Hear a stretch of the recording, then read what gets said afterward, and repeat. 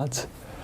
Well, you're very welcome along to Off the Ball AM here until just after 9 o'clock this morning. What about that last night in Turin, the cupping of the years by Jose Mourinho? Manchester United, is this a turning point in your season, Red Devils fans? Well, I'm joined this morning by the former Republic of Ireland captain and Off the Ball legends, Kenny Cunningham and Johnny Ward. Johnny Ward, of course, gambler extraordinaire, racing guru. Lads, you enjoyed that last night? Absolutely. I did, yeah. I was pleased for Manchester United. You could argue whether it was warranted in terms of the performance over the 90 minutes, John, but the signs are good in terms of, you could argue the game against Newcastle 1-0 down, coming back, Bournemouth, but to go to Turin against the side of the stature of Juventus and pull the game around, in terms of the confidence, it must give to the Manchester United players at least going forward. It can only help them. So yeah, I was pleased. Yeah, and you know, the fact that they didn't have Lukaku playing, I thought was interesting. I thought that kind of, I suppose, snapped his run as well in terms of the disappointing run he's been on, and I didn't think they missed him at all. And they're showing character out of somewhere. You know, Pogba still looks like he's kind of playing his own game much of the time, and even he kind of stumbled into an interview afterwards, I think, with Mata. But they're showing a lot of character, and it was... Not enough though, John. I wouldn't be getting too carried away with it. No. Well, as they were saying, it's not even their best win in Turin. Yeah. But at the same time, to be in that situation where they could have crumbled and actually come out with a victory, I think they defended pretty well as well. I think you shouldn't look beyond that. You know, Lindelof's gotten a lot of criticism. They as a unit, they were pretty good, and they're definitely improving. It was.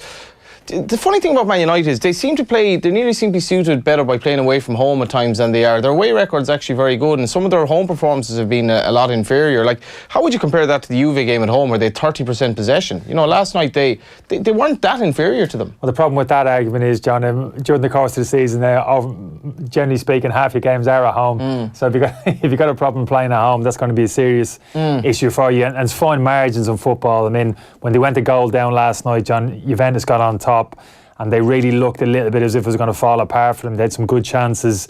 Pjanic and Cuadrado really should have put their game to bed, but they hung in there, United, and ultimately turned around. So good luck to them. Lads, just even the way you're speaking there, just it's such a taster for what's going to come up now on Off the Ball AM this morning. Jose Mourinho, cup in the hands. I love it. So what is coming up this morning? Great items on the breakfast menu. Some really interesting debate and discussion. We'll have André Villas-Boas just after 9 o'clock. Of course, we'll go through the sports news as well with Darren Cleary. But first, it's time to take a look at the morning papers. AM. Thanks to Screwfix.ie, championing the trade with a dedicated call centre. Now, of course, Off the Ball AM live every morning with Screwfix Ireland. You can watch and subscribe to us, youtube.com/offtheball, facebook.com/offtheball, and of course, twitter.com/offtheball on our social channels. So let's look at the morning papers, lads, Kenny and Johnny. I love that kind of Benny Hill almost look-alike impression by, or is it Bilko from Jose Mourinho? 4 counties, though, to get a home ban, but Dublin escaped. This is a story by Martin Bratney at the back of the Irish Independent this morning about Armagh, Laois, Waterford and Wexford. They'll have one home league game moved to a neutral venue for the start of next year's championship, because they broke rules around training, around regulations around training, that because of the way that the GA is looking to cater to club games and club fixtures in April, they don't want counties training unless it's 10 days before the championship or before an All-Ireland final. So Armagh, Laois, Waterford and Wexford broke this rule. Dublin actually went to France and saw some World War I sites, but they didn't train, apparently, or they didn't break the rules. So what's the implication for this, lads, is that Wexford are meant to play Limerick next, the first game of the new season in the Allianz League next year, and they'll probably have to play that at a neutral venue. I think this is a degree of, you could get really into the semantics of, well, did you train, did you not train? And I think, to me, it seems like a bit of a harsh punishment. Absolutely, and there'll obviously be that accusation of bias against kind of the smaller counties again, and ultimately, we'll talk about John Mahon's comments about where, inter-county management is going with Offaly now. It's becoming uber professional. What is training, and how do you stop a group of guys getting together? And is that adequate punishment? Is that going to actually really make any sort of a difference? You're going to move to a neutral venue for a game there'll be virtually nobody at. It'll slightly hit your coffers, but I don't know, John. It just looks a bit silly. Okay, the Irish Times, Sports Thursday, always a good rugby paper. Best and O'Brien in line for a turn. Of course, this is about the Irish rugby team to play Argentina, which will be named by Joe Schmidt this lunchtime. Jerry Thorney examining the team that's likely to play. Sean O'Brien set to wear green for the first time, I think, in almost a year. Rory Best has had a hamstring problem, but he's been playing for Ulster recently. Tyg Byrne, who played so well in Chicago, likely to miss out. So speculation that Will Addison from Ulster might play. Also talk with the same article in the same, well, different article, but on the same page, but John O'Sullivan is talking about the Argentina team, but he's maybe speculating that Andrew Conway will play. But team, lads, that has been speculated as Addison, Keith Earls, Bundy Aki, Jacob Stockdale, Johnny Sexton, Kieran Marmie and Cian Healy, Rory Best, Tyg Furlong, James Ryan, Ian Henderson, Peter O'Mahony, Sean O'Brien and CJ Stander. Obviously, Argentina, they won in Australia for the first time, I think, since 1983, will want to set a marker. Do you have any interest in the oval ball, Kenny? I do. I've a lot of interest in the rugby team. I'm fascinated by them, to be honest with you, the last couple of years. The level that they're playing at, the consistent high level that they managed to churn out. Does that upset you now as somebody who played at a World Cup as a Republic? The fact that we're in a bit of the doldrums at the moment and rugby is... Oh, not at all. No. I take a lot of pride from the fact I'm not a rugby man, as simple as that. Yeah. I never saw a game of rugby growing up in Dublin. I don't even remember having that in my peripheral vision, cycling around Dublin, seeing a rugby game from the north side of the city. But I'd say certainly over the last kind of 5 to 10 years, with the kind of emergence of the provincials kind of Munster initially, and obviously now Leinster, the success they've had, and obviously the international team, the level we've been playing at, particularly under Smith, I think it's fascinating in terms of the quality of rugby that we're producing, just in terms of the professionalism of the players, the attention to detail, the kind of preparation. I think they're hugely impressive people, not just sportsmen, but how they talk, how they project themselves. I think it's amazing. I can't wait for the World Cup. In terms of where we are at the moment, probably as good a chance, I would imagine, as we've ever had of actually, pushing for a World Cup. I mean, we're in as good a shape as we've ever been. Yeah. Rob Kearney is probably not going to be fit this weekend. I'd like to see Jordan Larmour against New Zealand. I don't know if we're going to get that far. John O'Sullivan writing again in the Irish Times this morning about Emiliano Baffelli at fullback, Bautista Del Gui, Ramiro Moyano. They scored an average of 3 tries, Johnny, in every game in the Rugby Championship. So this is a good test. This is a good appetizer, as it were, for the All Blacks game. Yeah, definitely. Rugby wouldn't necessarily be my sport, but I was talking to Rory O'Connor from the Irish Independent during the week, and he's very, very sweet on Argentina giving Ireland a very big game here, and certainly being within the spread that the bookmakers are offering, that this will be a proper test. And I suppose getting to what Kenny is saying there, as a Galway United fan, I would look on in some envy at what Connacht are doing. You go along to a game in Connacht when Connacht are playing, and there's a great atmosphere there. It's in the city centre. You can have a beer. It's a real kind of. Is there a community around it that isn't around Galway United? Yeah, there probably is. Like that would be one of the failings of Galway United. Galway's quite a fractured city in terms of sport and in general. Like, there's so much going on, and even Gaelic Games fights for its share of the pie. But rugby's become, all of a sudden, has become a huge thing. And like, Connacht has never been a stronghold of rugby at all. But you just look at it, you go along and you see world class players playing on a Friday night, and ultimately. Everyone is embracing it, and you get a lot more women at games than you do at League of Ireland games anyway, by a long, long stretch. And it's something that I think the IRFU have done a far better job at promoting the game in Ireland in general than the FAI have in terms of managing the football situation. But we're in a great state. I think Joe Schmidt is probably a managerial genius. All I know about him, every 0.0001% that he can find, he will find it, and ultimately that's what it's about. And you got to be. We have to actually stop him from leaving the country, I think. Well, this is it. How long is he going to stay on? He's given his. He's going to decide by the end of the month. Yeah, if he's going to stay on beyond the World Cup. But it's such a young team, isn't it? It's an aging team. As someone who's a manager, you've been with a squad for a certain period of time. You've kind of aged together, and you think, well, it's a job now for another man to come in and kind of reinvent the whole thing. But you look at the names you're rolling off there. The strength and depth is what scares me. The strength and depth of the Irish. Look at the second row. Tyg Byrne and Devin Toner's played more games under Schmidt than anybody else. Probably won't start. The back row. Dan Levy off to South Africa, won't be involved this weekend, and he was one of the big players in the Six Nations. It is scary, and it's great to see. We had so many problems for so many years back when we were whipping boys in the Five Nations with the team that couldn't have a backup.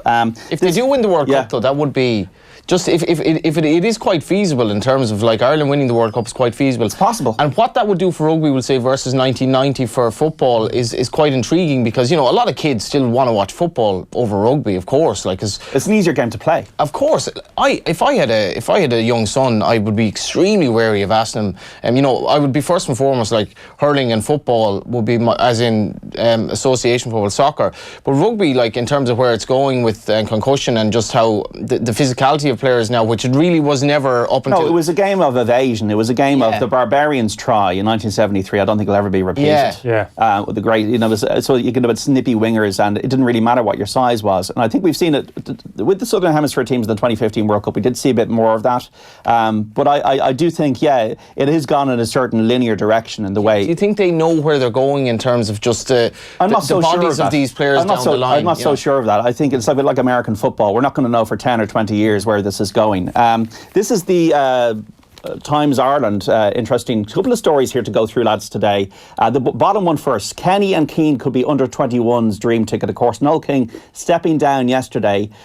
Stephen Kenny, the Dundalk managers, just led them to a double, and Robbie Keane, who's yet to do his pro licence, but of course wants to get involved, I think, with the national setup. And then above that, we have time for the FA to stand up against abuse of James McClean. Well, let's just get Kenny to the Robbie Keane and Stephen Kenny potential dream ticket. Do you think this is a runner? Do you think this actually has legs? Well, I thought you were going to say Stephen Kenny potentially for the Irish senior manager's job. This might be seen as a stepping stone. Yeah, possibly so. I think there's an argument there. I think where Stephen is at the moment in terms of his position at Dundalk, whether he'd how he'd perceive the job as under 21 manager, I'm not too sure. I wouldn't say it's a step down. It's a totally different position, a different type of environment, and a different challenge for Stephen. Robbie, I think Robbie has an ambition to coach, and certainly within the international setup, I'm sure that would be appealing for him, appealing for Robbie.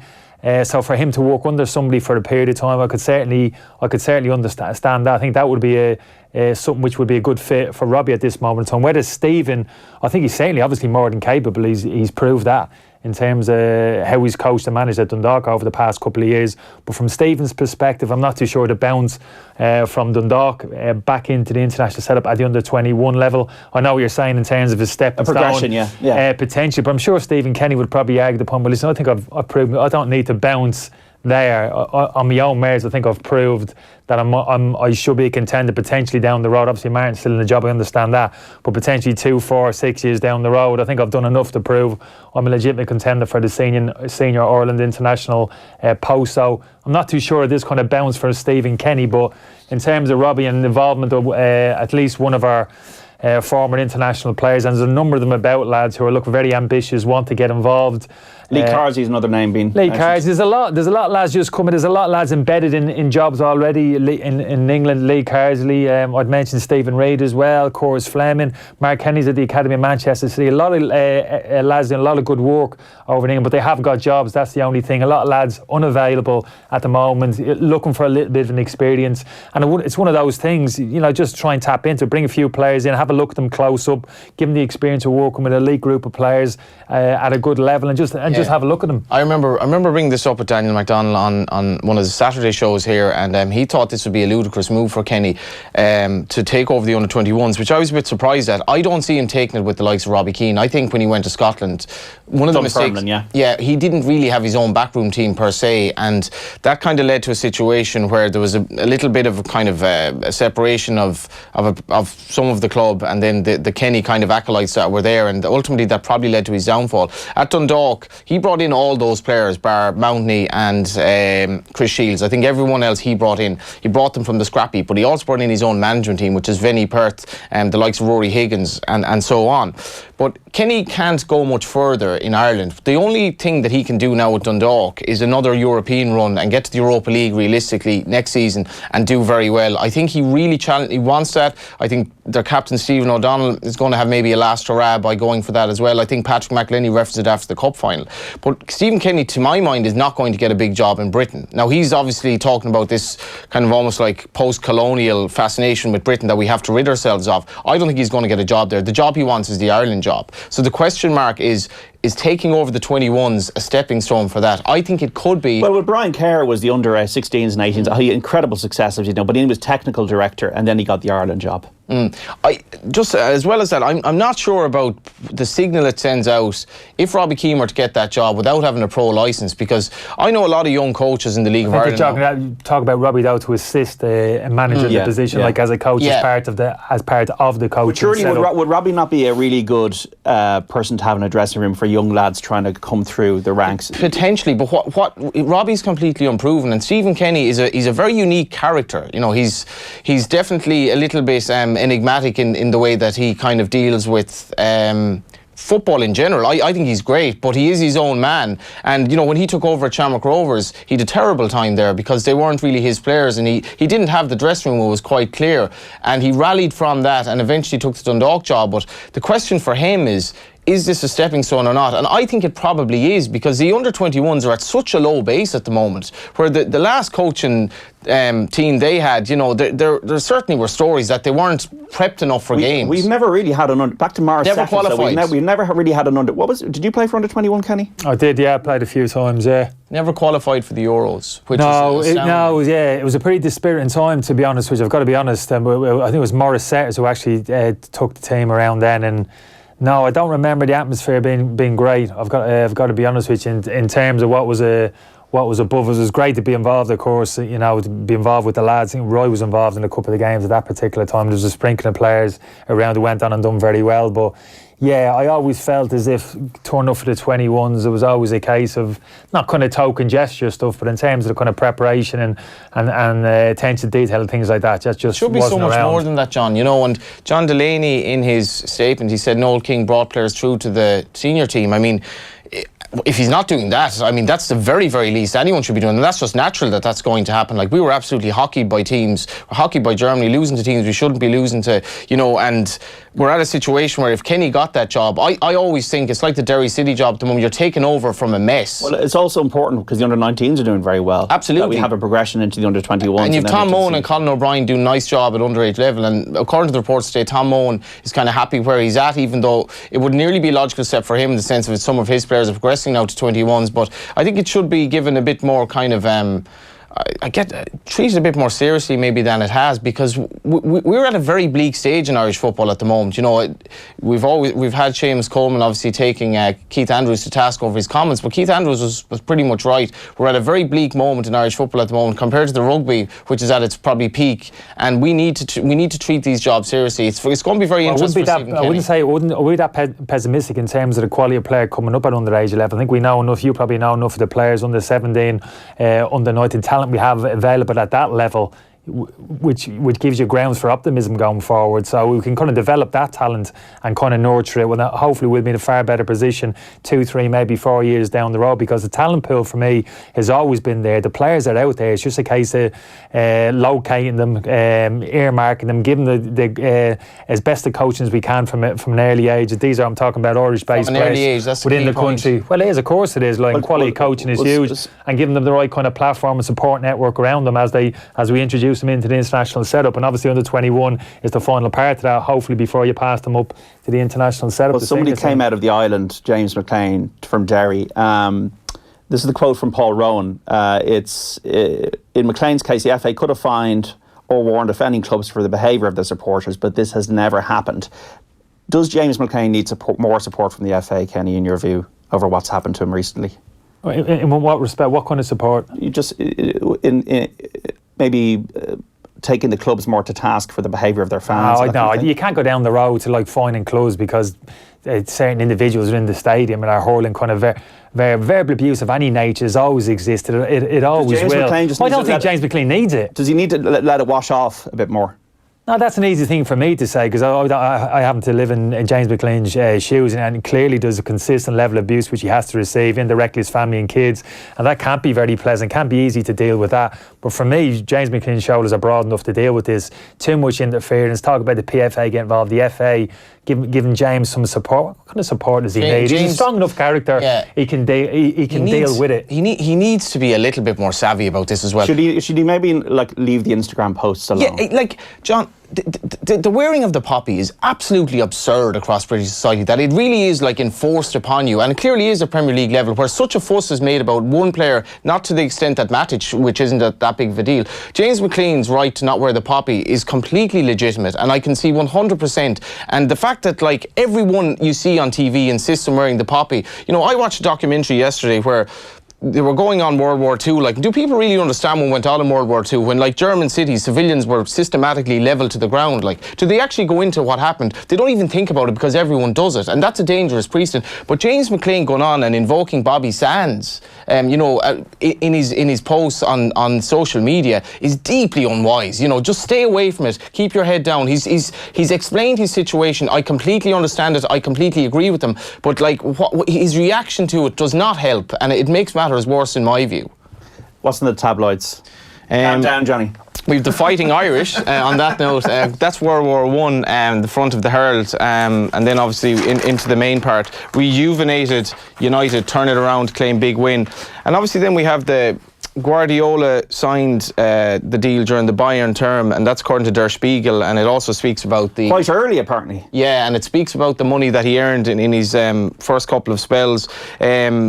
And basically, the original contract with City was dated to October 10th, 2015, more than 3 months before the deal was announced. He began work in July 2016. I guess at the same time, you just look at what he's doing at Man City at the moment, and you're kind of notwithstanding what happened last night with, obviously, in fairness to the Herald, they didn't make a big deal about the Sterling situation, but at the moment, watching Liverpool the other night, you just think City do look that bit maybe ahead. But they're beginning. At the moment, we'll talk about it in a second. Yeah. But they're beginning to get that turbo boost on. In the Mirror, we have Turin proud, United stage remarkable comeback to spark Jose meltdown. I'm not sure it was a meltdown, maybe. I think what he did was entirely justifiable. He's getting a load of abuse because of his time out. I just love the photo. I think the photo's great. I don't like the photo, to be honest with you, because it's all about him. He's made it about himself again, John, and it should be about it. It should be about his players. He should be deflecting all of that plaudits onto his players. Players should be getting all this attention. It's pantomime, though, isn't it? Well, that's what I'm saying. That's what it is. It's pantomime, but it's about himself. It's an ego thing, walking onto the pitch, knowing that the cameras are going to be drawn onto him, making himself the story. There's no need for that. He should be taking a step back, walking down the tunnel, and leaving that moment for his players on the pitch. What's in the Star there? And in the Mirror, so do you call this fair play, City? Yeah. I thought it was very disappointing, to be honest. I wouldn't blame the referee at all, because these things can happen, and in any event, the Italian Job, we've had that headline before, I think. That's a Michael Caine movie. Yeah, Jose's win as United Steel, famous win. Like the remake, John. Never saw it, no. And Robbie in the running for under 21 job, obviously, and Sterling puts his foot on it again. I think that's a pretty appropriate headline on the Raheem Sterling situation. The Sun, no class. This is Paul Scholes, is it?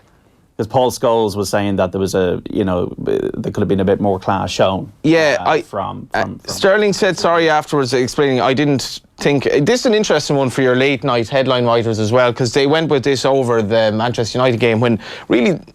You just wonder, why did they go after Sterling here? Ultimately, it wasn't really that relevant. It was a penalty in a hockey in for Man City, and basically the Juve victory was far more consequential. King vacates the under-21 throne, so there is a bit of obviously publicity for the Ireland situation, and then the Irish Daily Mail, Fall Guy. And obviously then Robbie Henshaw's mentioned, I proved the doubters wrong, but Sterling kicks the ground, referee points to the spot. Should player say no penalty? I would have no problem with Sterling in that instance if he was totally convinced that it was his fault. He was immediately sensed that this isn't a penalty. I have no problem with him going to the referee and saying, "Look, ref." He admitted it afterwards that he was. Well, that doesn't matter afterwards. If you're talking, it was that was the moment for him to approach the referee. As Robbie that would have Fowler been the case. 20 years ago. Yeah, 20 years exactly. Yeah.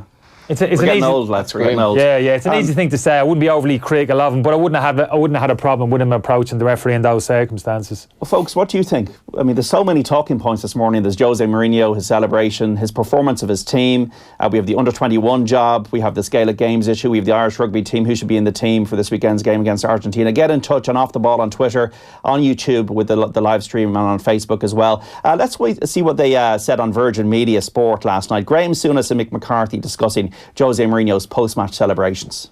My hands in my pockets in terms of stirring it up, because I could be like that myself when I'm getting a bit of abuse, and it's not particularly nice when you're getting it. So, and afterwards, he may well regret it. You know, you think afterwards, I shouldn't have done that. All right, how about again? It won't be about United's great result tomorrow. It'll be about him again. Yeah. Well, hang on a minute. We sat here 2 weeks ago, I think, and we were talking about another bad result, a really bad performance at home. United struggling, coming on the back of poor domestic results, under pressure, poor performances in home games.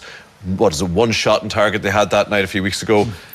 His job has been under threat week after week since the start of the season. Is that not the understandable reaction of a guy who's got a massive result in a team who he feels are the contenders? I think his reaction is to win this. I think his reaction is at all the pundits. I don't think it's at the crowd. Right. Because you go to games, you get the crowd anyway. I think that is all the noise he's hearing from us saying that he's not playing well, all the ex-Man United players saying he's not playing well, they're not doing as good as they should be, and I think he's going saying, come on, bring it on. I think it's to everybody, that.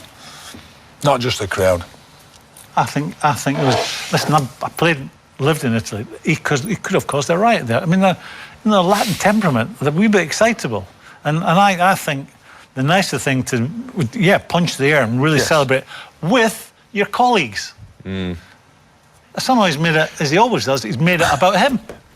You got to love a bit of Mick McCarthy, as Kenny will know well. On Virgin Media Sport, the new home of European football in Ireland, with more than 400 UEFA Champions League, Europa League and Nations League games live this season. Virgin Media Sport, exclusive to all Virgin Media TV customers, who can also download the TV Anywhere app and stream all the action whenever or wherever they like. Lads, the performance, is this a turning point, Kenny, or is this just they got a derby coming up on Sunday? No, I wouldn't necessarily say they've turned the corner in terms of the man of the performance last night, because I thought for probably about 60, 70 minutes they were kind of dogged.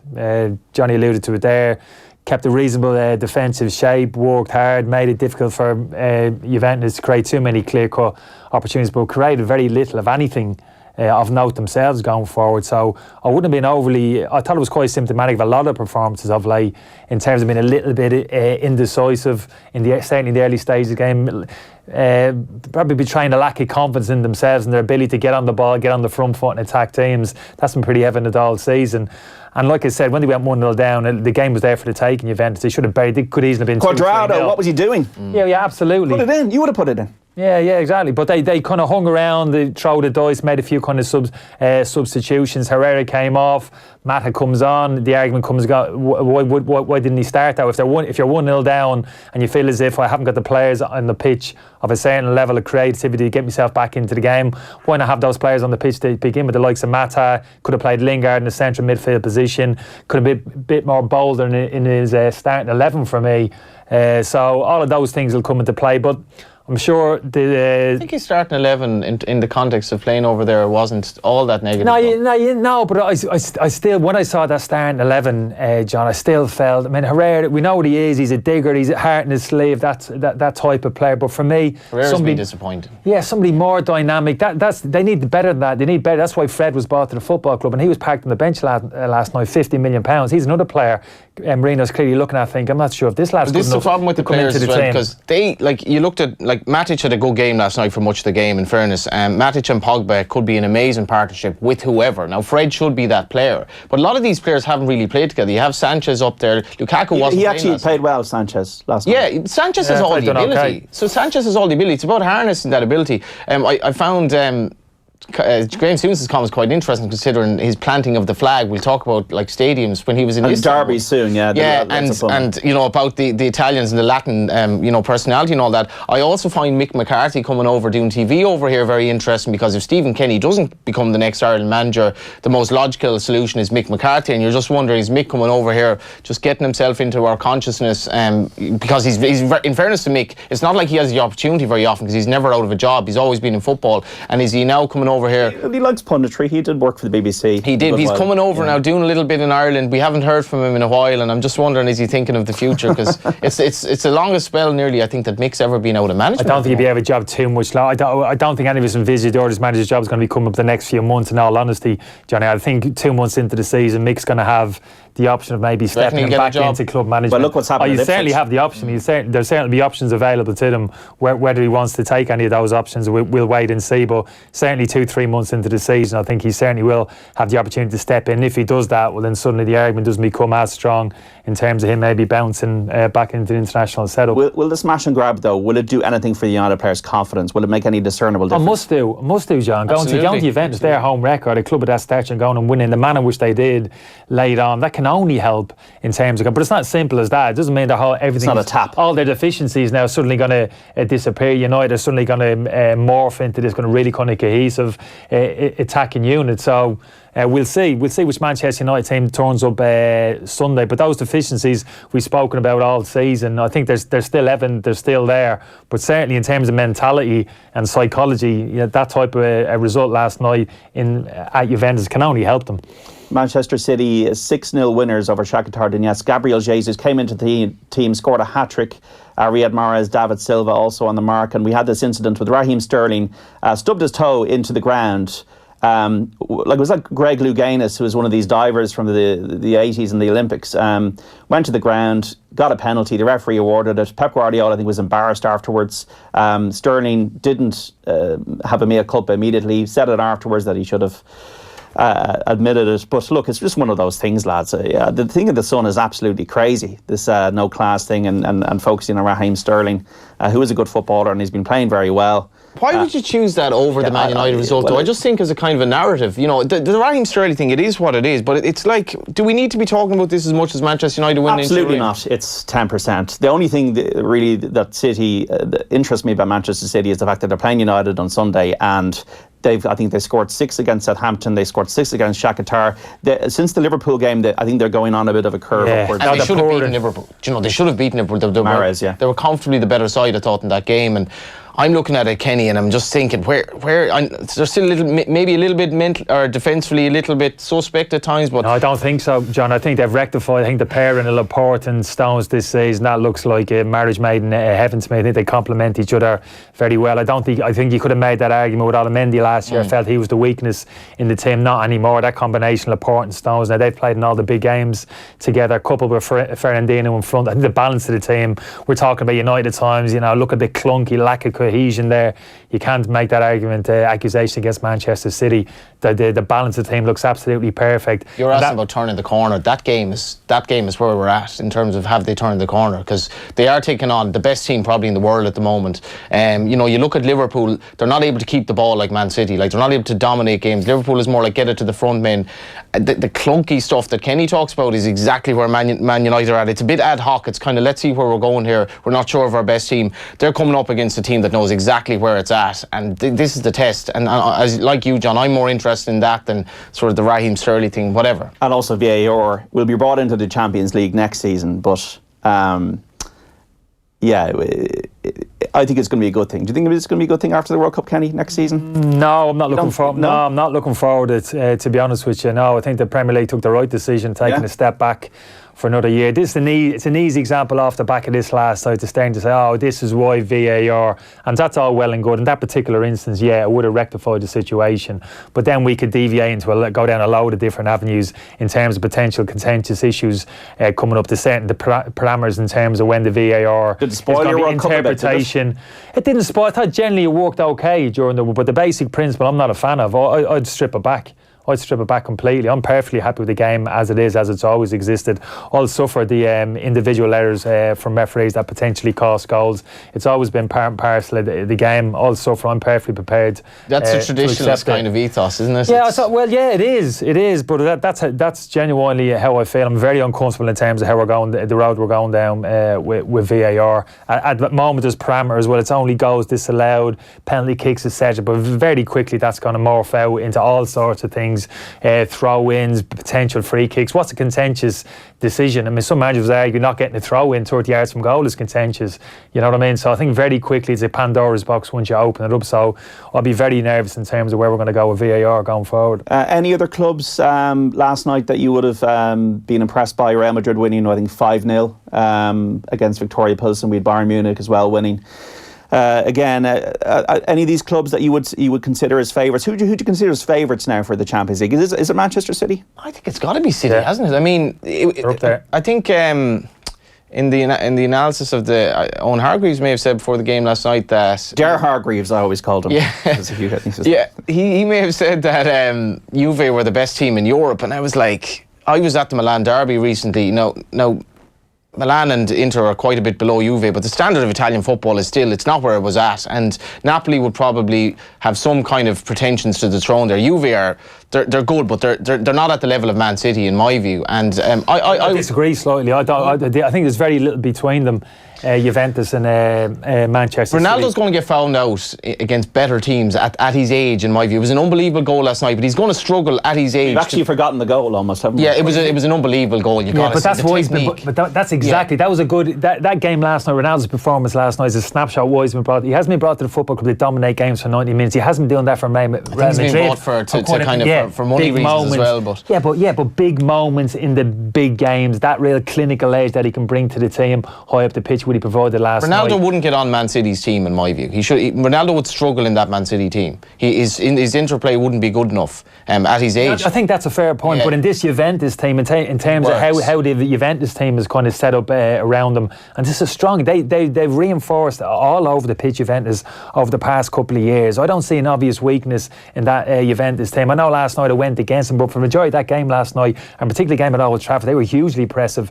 Juventus in terms of their ball retention, how they use the ball, a bit of physicality in the team as well, defensively secure. There's no obvious weakness in that, certainly in that Juventus team either. I see very little between Manchester City and Juventus, slightly different in terms of style of play, etc., etc. But I don't think there's any team at the moment to be head and shoulders. Juventus, Manchester City, even Liverpool I would throw in there. Liverpool are the interesting one at the moment because they are in a bit of stuck after that. But there's more to come from it. The thing about Liverpool is we're only getting two down as a Liverpool supporter. But they're probably playing at 70-80%. They're on City's coattails. We're talking about City playing at that level at the moment. For the Champions League, they are in a little bit of difficulty. Is there any issue them getting out of the group? I think there is. No, they have a bit of work to do. Obviously the Klopp comment about 10 fingers isn't enough to put my finger on what went wrong, and they do have little issues like their Champions League performance in general. They were very, very poor in Napoli as well, and those two away games raise serious questions for me about Liverpool. Get their best team out. They can't play Ronaldo. They're going to get Henderson that hold in midfield position. Getting Naby Keita in there as well. His dynamism, physicality in there. They can't have any luxuries. No luxuries for Liverpool. They're a different. Oh yeah, badly missed Keita the other night, I thought. Yeah, strongest 11. That was a problem last year. Centre midfield. He's rectified that in the summer. Couldn't get them on the pitch the other night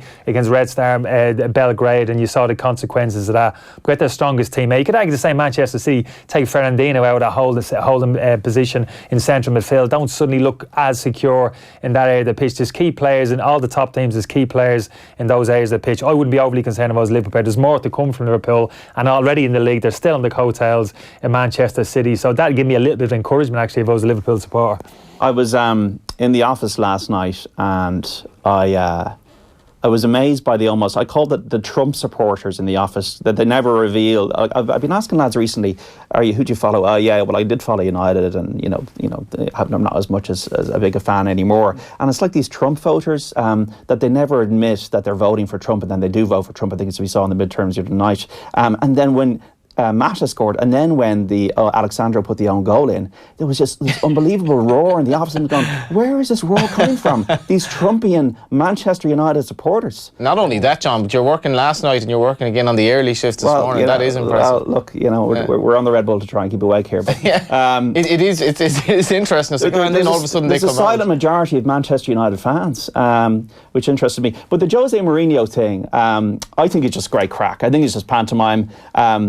Is it much though, John? We've seen it before. It's not original. Is it negative? Is it hurting the players? Is it making any negative impact? But there's no reason. Sometimes some of the stuff in the past, I think he's very astute in some of the stuff that he's done in terms of people say drawing attention and taking the pressure off your players. That wasn't the case last night. He didn't do it. He didn't need to draw the attention away from his player. Well, you saw the reaction of Bonucci when he came onto the pitch. For Bonucci to come over and say, "Hey, get yourself off. You've no business. You've no business here. You've no business here. Get yourself off the pitch." He was absolutely right. He can't help himself. But John, if you were at that game last night, and you're a home fan, that riled you, and that's part of that's the great thing about being at live sporting occasions, when you get a guy as famous as him kind of trying to wind you up in the stand. I think it's all part of the fun, to be honest. He's not going to incite a riot or anything like that, and more importantly, he is getting his side back to he's at a good time at the moment. A month ago we were saying he was nearly gone. He needs a siege mentality. That's the only way I think he can manage. I completely agree with you there. I completely agree with you. I don't think that can last in the long term. That kind of siege. That's why he leaves the club. That's why he leaves the club. He only lasts so long. It can last at Chelsea, it can last at Inter Milan, it can last at these underdog clubs. Can it last at a club like Manchester United? I think that's the big issue here. He probably needs to sort out what his best team is, for one thing, and sort out the Pogba situation. But I think that stuff last night does no harm at all. Those players come off that pitch. You asked Kenny about, does it help them in terms of their confidence? I think they come off the pitch absolutely buzzing. They've the Juve fans are baying for blood, and they're coming off, we've won this game, and Jose was part of that with the changes he made. Now remember, you can watch and subscribe to Off the Ball AM at youtube.com/offtheball, facebook.com/offtheball, and twitter.com/offtheball. Remember, Off the Ball AM live with Screwfix.ie, championing the trade with a choice of over 20,000 quality trade products. Just before we get to the breakfast menu, Tottenham Hotspur, my beloved club.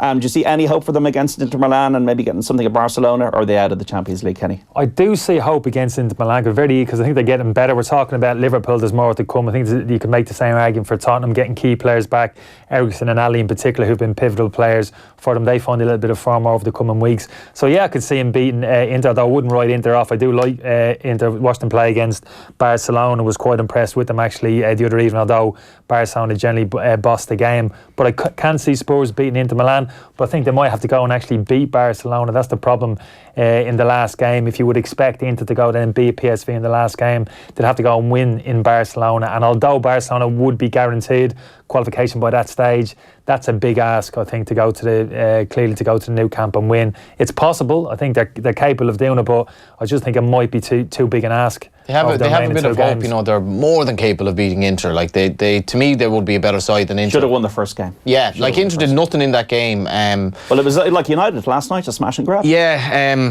even more so actually. And PSV would be capable of getting something off Inter if it came down to it, and if they did have nothing to play for. Barca, obviously, Spurs have a bit of a chance. I've been a little bit disappointed in the Champions League because I think they're a really, really good side, very well coached side, and the fact that they're in this, they've been loose. They've shot themselves in the foot. The Inter game's a shambles. The lack of signings, I think, has really hurt them, and the mess over the stadium. And they just, once they have a couple of players out, or they're not fully at 100%, they're off, and then they get into trouble, I think. I think you make that argument most teams out. You take 2 or 3 of your key players out of any team, even the top teams, I'd argue, like Chelsea, even kind of Manchester City, man, you take 3, we talk about Fernandinho, take Fernandinho out of the Manchester City team, that player alone, for me, that would set the balance of the Manchester City team. So, yeah, you lose 2 or 3 of your top players. I don't buy the argument they should have spent their money in the summer, because for me, when they get their strongest 11 out, it's as close as good as anybody. They're a match for anybody in the Premier League. So for me, it causes more problems bringing in 2 or 3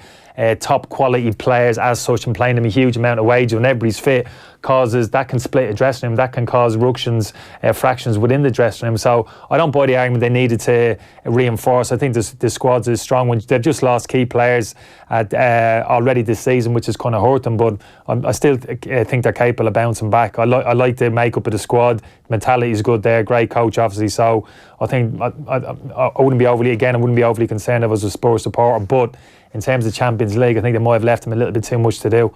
A vote of confidence from Kenny Cunningham to Tottenham Hotspur, so Kenny's in the Christmas card list for this season.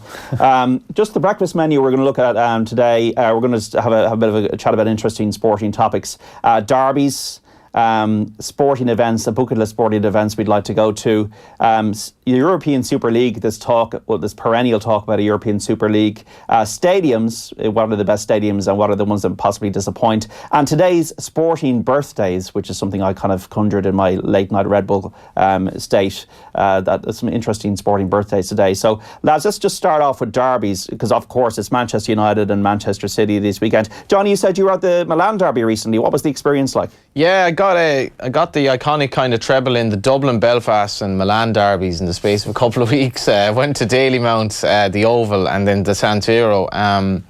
So I suppose the Dublin game was Rovers and Pats, which was quite pleasant in Inchicore. And then I went up to Belfast for the traditional kind of what they would call the two Protestant clubs, quote unquote, even though I would object a bit to that term. But the two of the big clubs really in Belfast. But it was interesting being at the Oval because it's so old, and I think it may have even been bombed during the war, and it looks like they didn't really do it up all that much because it's just so old. But it has that, it's the Oval, and it has that oval kind of shape, and it just feels like an old football ground.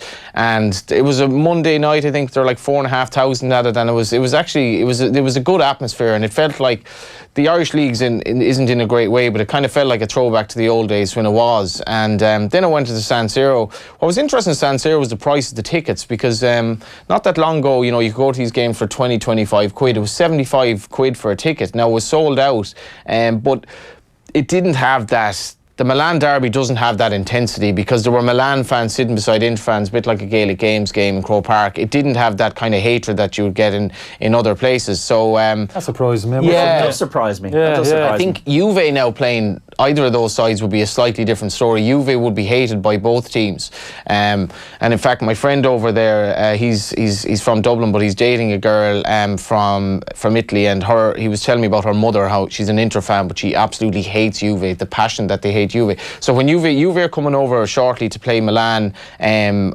that's different. But the Milan derby is a lot more cordial. They were the Milan fans had their section. It was an Inter home game nominally, but there were Milan fans kind of peppered all over the ground. Because they're feeling a bit sorry for each other these days. The lack of success over the past few years. Maybe in the mid-90s it might not have been that way when they were really successful. These clubs, AC Milan were just off the back of winning European Cups. Inter Milan, I think it was a Trapattoni, or winning UEFA Cups. Kenny, did Millwall have a rival when you were? How have we gone from Millwall from the San Siro? Had to be. Have you been down to Millwall at West Ham? The Den. The Millwall was a West Ham game. You haven't? No. Oh, there you go. There's one for you. It is. Potentially going forward.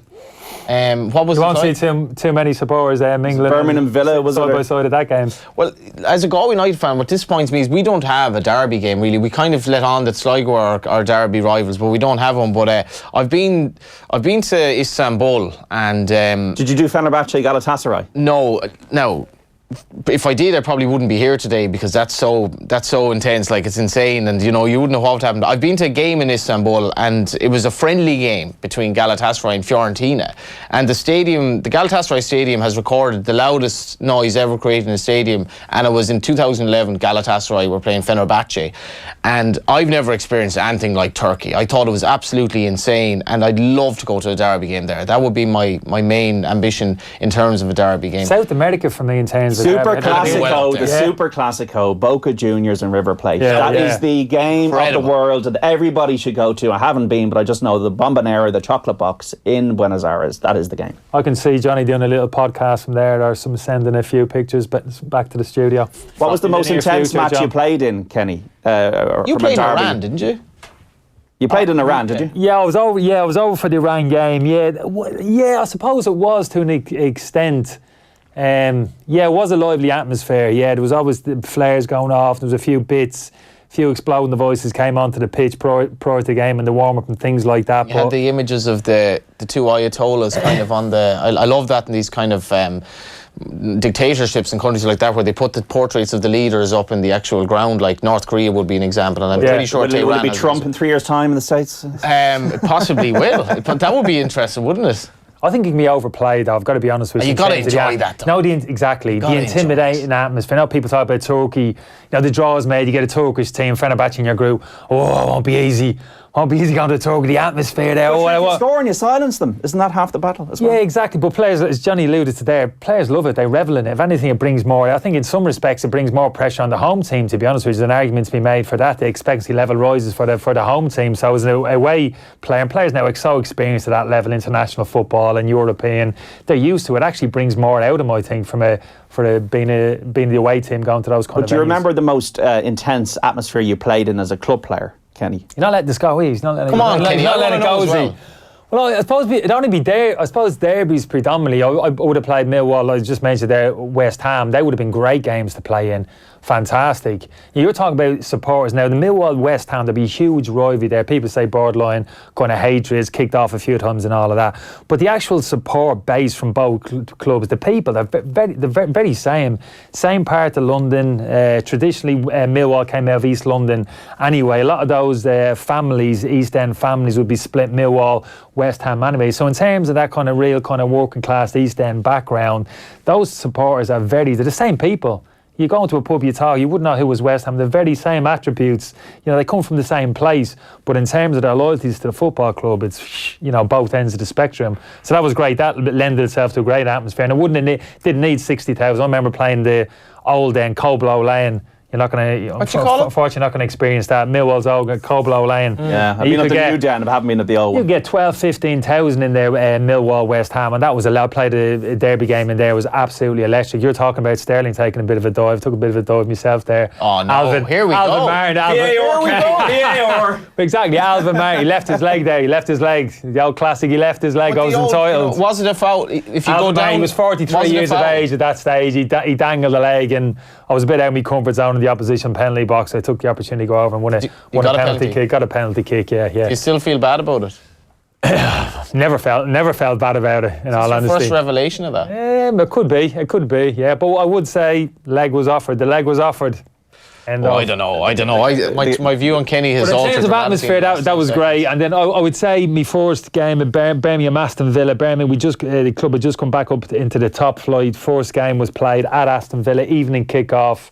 That was pretty electric, very, you know, contentious-ish. A couple of sending out, Dion Double got sent off, thrown the head at Robbie Savage, all of that type of thing, and it was brilliant. We had to stay in the ground for a while after we couldn't go out. It was all going off around the ground. We had to sit in the dressing room for a period of time. We just soak it up, and that was a great feeling. I remember that one in particular, actually. That meant a lot to supporters. A lot of these things, they don't really have any actual meaning anymore, in the sense of what's different between Shamrock Rovers and Bohemians, and what's the difference between Manchester City and Manchester United. But if you go into kind of post-war zone areas, can you imagine the Kosovo national team taking on Serbia or something like that? You know, can you imagine the passion that it's just the raw kind of feeling of what went on in those countries in war situations in recent years? That's when it really matters, and you can actually feel there's a visceral hatred here. But there's still great occasions, just the actual derby games, and particularly in the old grounds where people are standing and they're really getting going, rather than now the modern grounds today, which have probably changed things. Well, just some comments in here from people on YouTube and on our social channels. Kevin Kilban 2007 on YouTube. Now, this is not the real Kevin Kilban. This is another Kevin Kilban.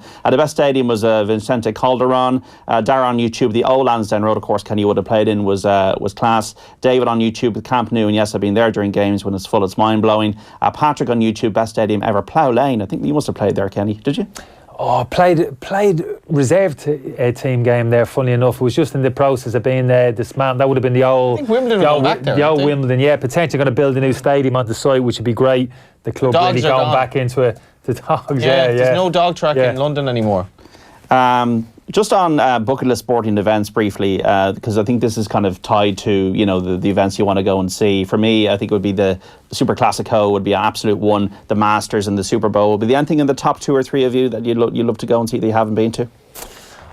Sporting occasions. Yeah, I'm a big fan of the Ryder Cup. I wouldn't go to a Ryder Cup. I love the Ryder Cup. Absolutely. I love it, but I can't bear it. Tension. But that's because I'm on myself or watching on the telly. I don't think...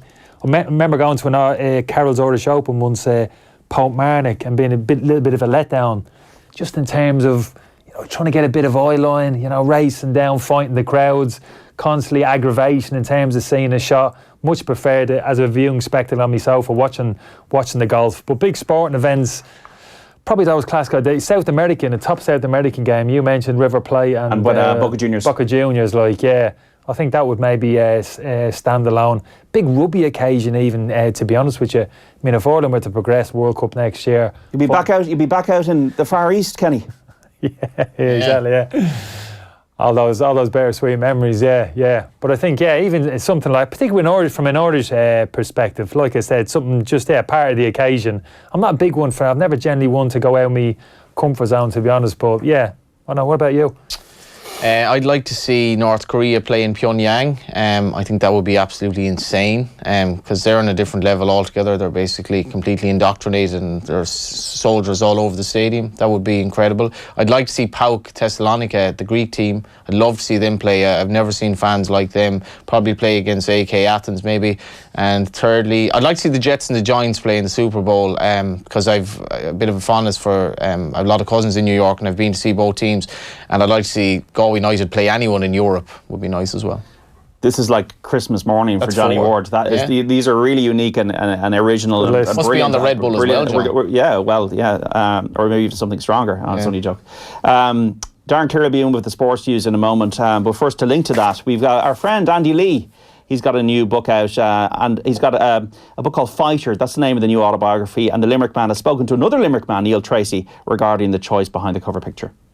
It was Conor from Conor Nagel from Gill Books who was really adamant about the cover. I wanted a nice vanity shot of me posing and not looking beat up. But no, he was adamant that this was going to be a great cover. And the only issue we had was this was a certain fight I had and it was a close fight and it could have went either way. It could easily have been me on the floor and him standing out, So I made sure that his face was blurred and unrecognisable. The shorts were changed, the gloves were changed, and the corner post was changed. So maybe people will be able to figure it out, but for most people it'll be... And it almost looks better like that because it's not...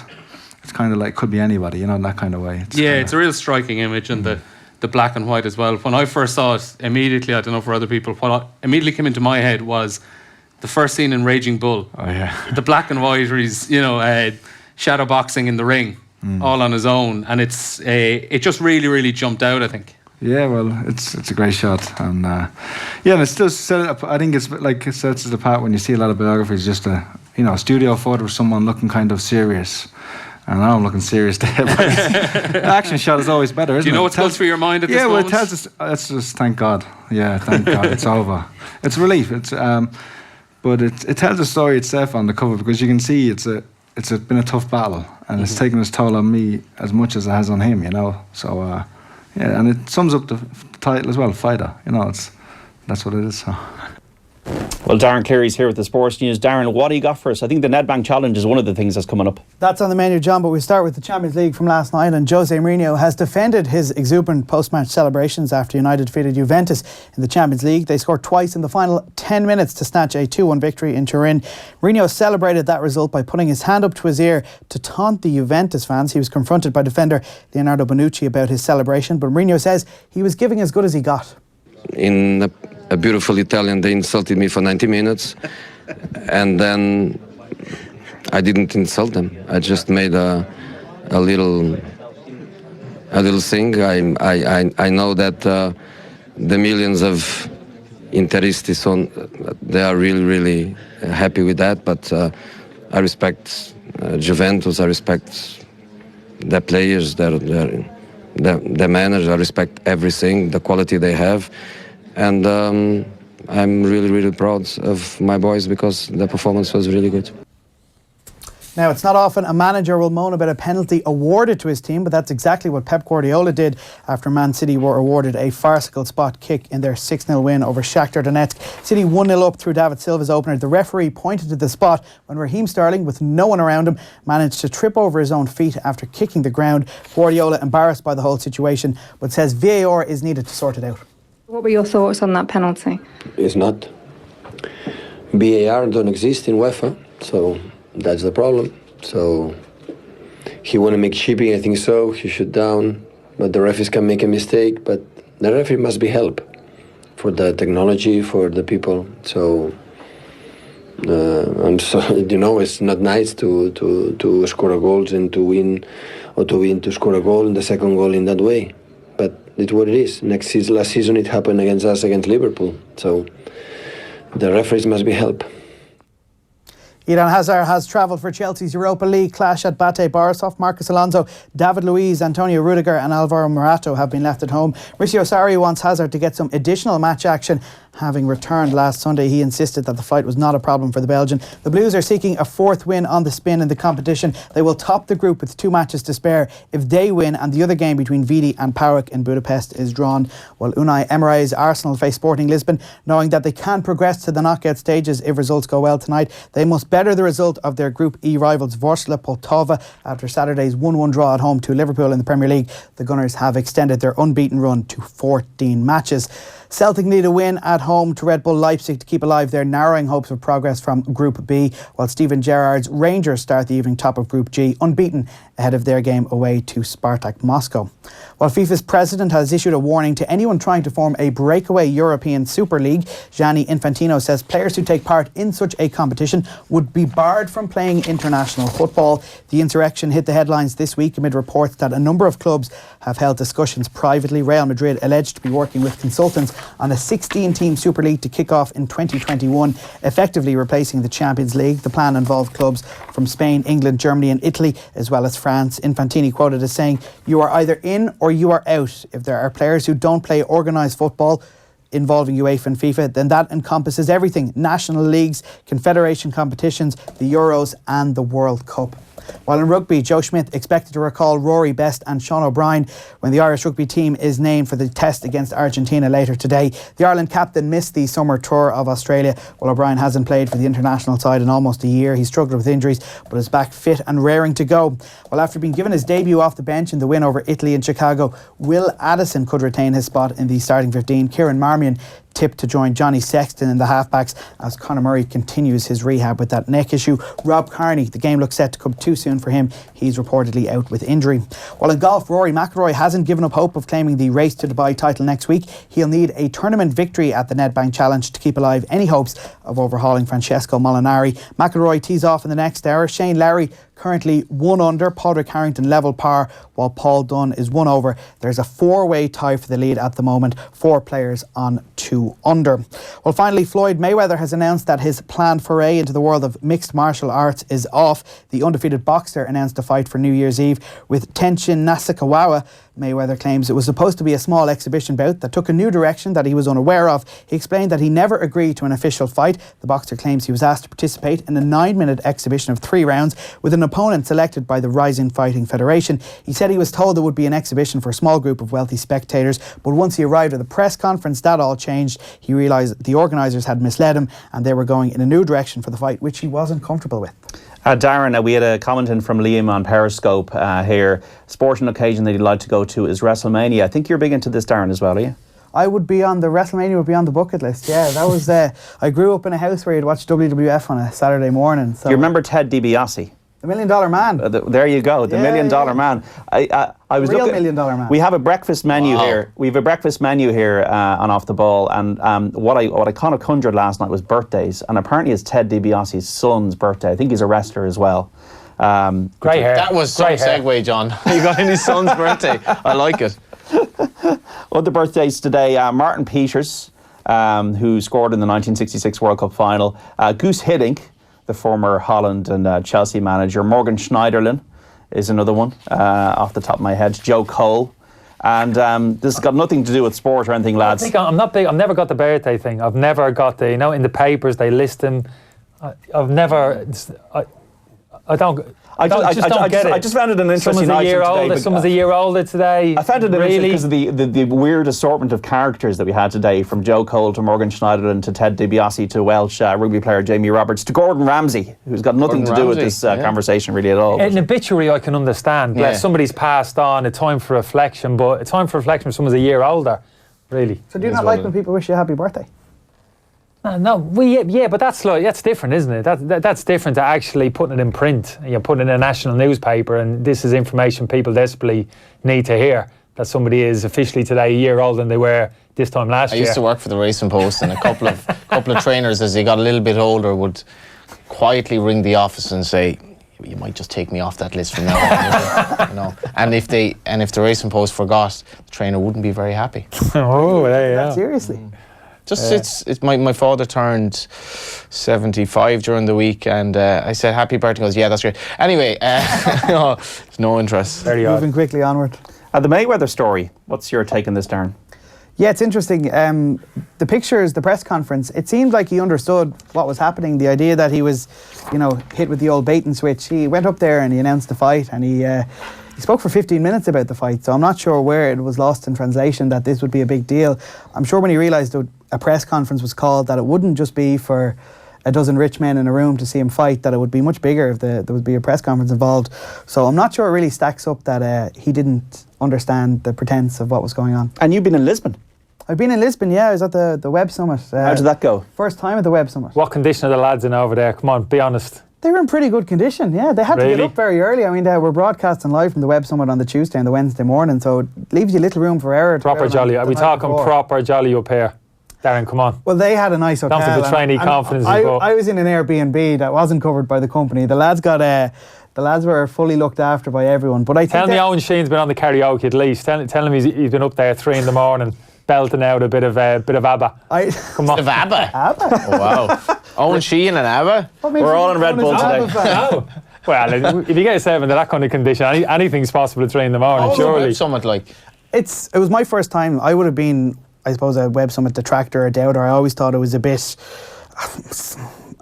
loved itself a bit. It was an event that seemed like it... Self-absorbed. Self-important, yeah. But when I got there, I was blown away by the sheer scale of the actual undertaking of it all. I mean, they were in the Altice Arena, which I was reliably informed held the Eurovision, and they had a bigger draw for a talk on the opening day than the Eurovision had on its opening night. So there were 20,000 people in the arena to watch this Irish guy come out and tell everyone about tech. It was quite mind-blowing.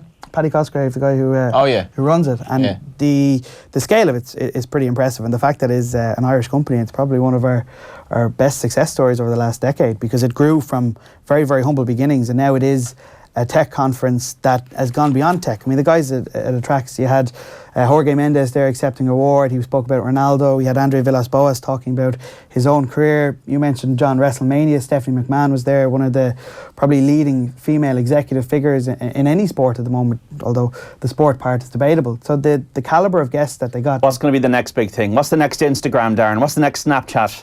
We can make money out of. Everyone's telling me esports. Esports are the big deal. Esports are the big draw.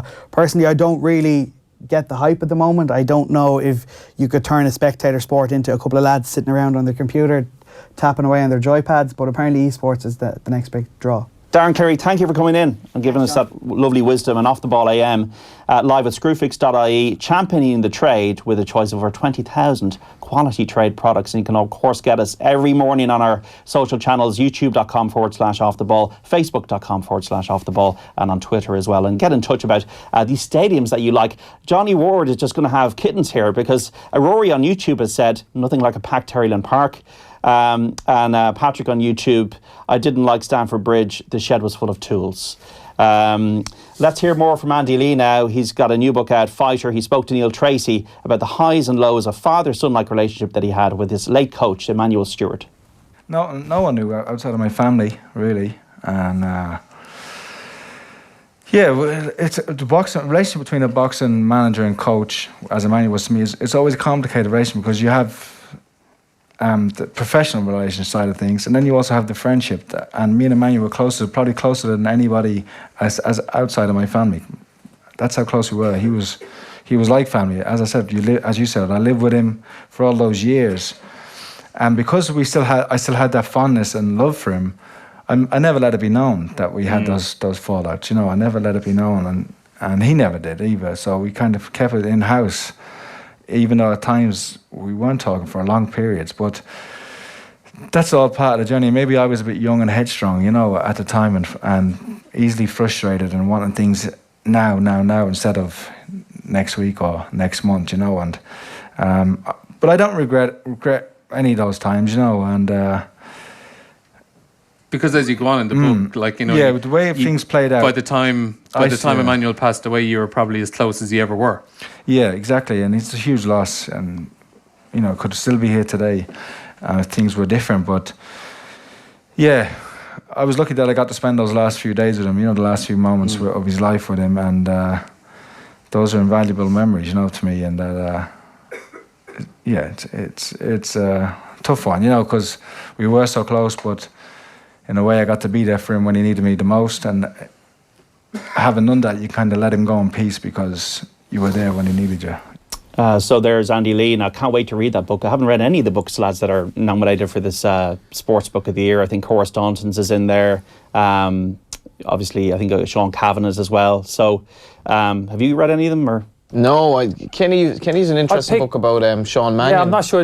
I just picked this one up. This was in Owen's box by Another box from, this is a great story. Outside. Yeah, it just caught me eye because I haven't read enough over the past couple of years. I'm a bit disappointed in myself. I've really dropped off in terms something of that everyone as people in a society that's moving on to obviously just everything's about a smartphone, and newspapers are obviously finding it difficult to find their place. But to actually read a hard copy book is actually still an enlightening experience. You'd be surprised. It's like I got the 30 for 30, you know, the American sports series on a DVD kind of. It's like in a locker box, and I want to take it out and I want to physically put it into the computer or the DVD player. And I said to somebody, well, I got these DVDs, I'm going to watch them on my Christmas holidays or whatever. He goes, what are DVDs? You know, we're watching DVDs. Yeah. But I actually like the romance of actually taking a book, a sports book, and I got a book there recently. It's an encyclopedia of the Irish War of Independence, basically, and it goes through, it has all these kind of photos and illustrations of it.